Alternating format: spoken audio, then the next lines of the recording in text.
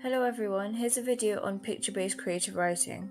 It will be useful for both 11 Plus and Key Stage 4.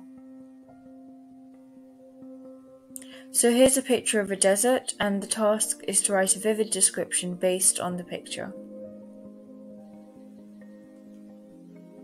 In this video there will be two examples of picture-based creative writing.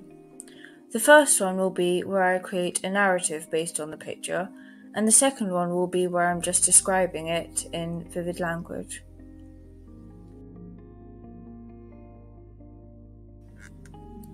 The sulphur yellow desert looks identical to yesterday, a furnace of scorching emptiness that stretches and stretches to the lapis blue horizon.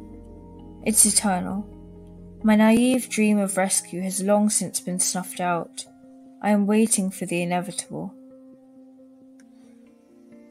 It's the third day.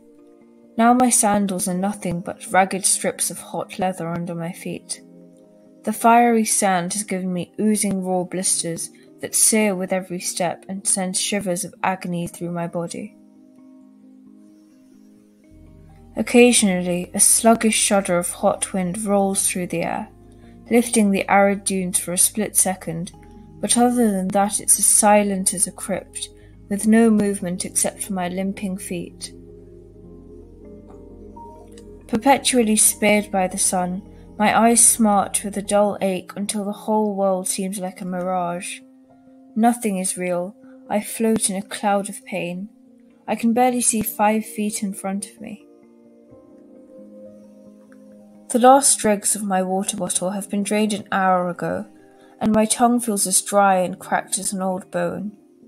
I run it over my equally parched lips in a desperate attempt to moisten them, but to no avail. I long for food. I imagine the smell of char-grilled lamb and I quiver with hunger. My brain has melted in my skull. All my thoughts are listless and lethargic. Most of the time I'm just willing for the torture to end. After 20 minutes of moving, I'm stumbling. After 5 more, I'm crawling. Then the crippling pain doubles me over, and my already dwindling will to live steadily saps away. And I lie in the fetal position on the powdery sand. I know the end is here. The sand feels strangely comfortable now. Like a pillow, I drowsily think. It doesn't burn anymore.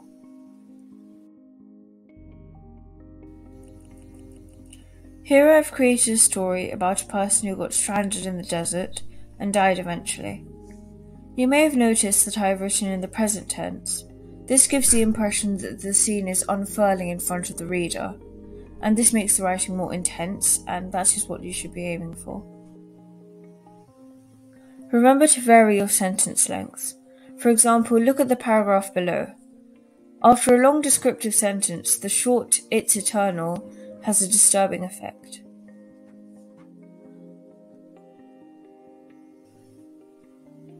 Also look at this paragraph. The short sentences, "nothing is real, I float in a cloud of pain," as well as the metaphor, "a cloud of pain," also enhances the sense of desperation.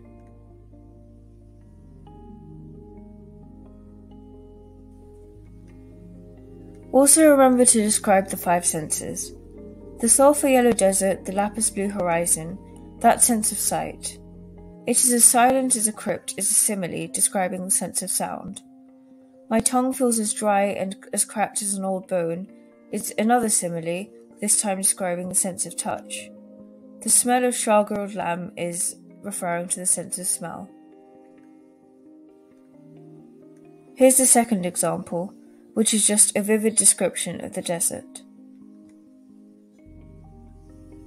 The desert undulates like a flaxen sea. Miles and miles of ochre sand dunes brush the powder blue horizon. When the dry, withering winds blow, the thin line which separates the lands and the heavens merges into a golden haze. Sitting proudly on its airy seat in the sky, the sun sees all and spares no one from its glare.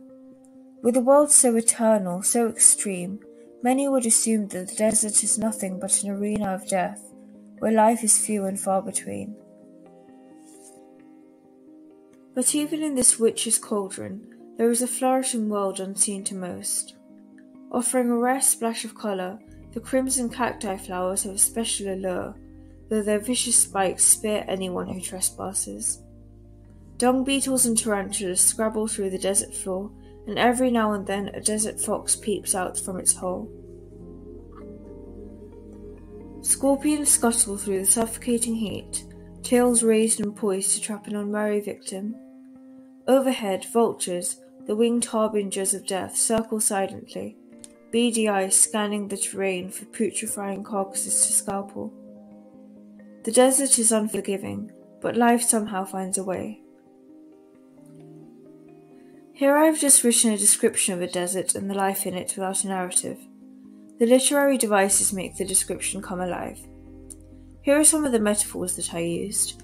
To describe the sun's position in the sky, I used airy seat in the sky, and to describe the desert, I used arena of death.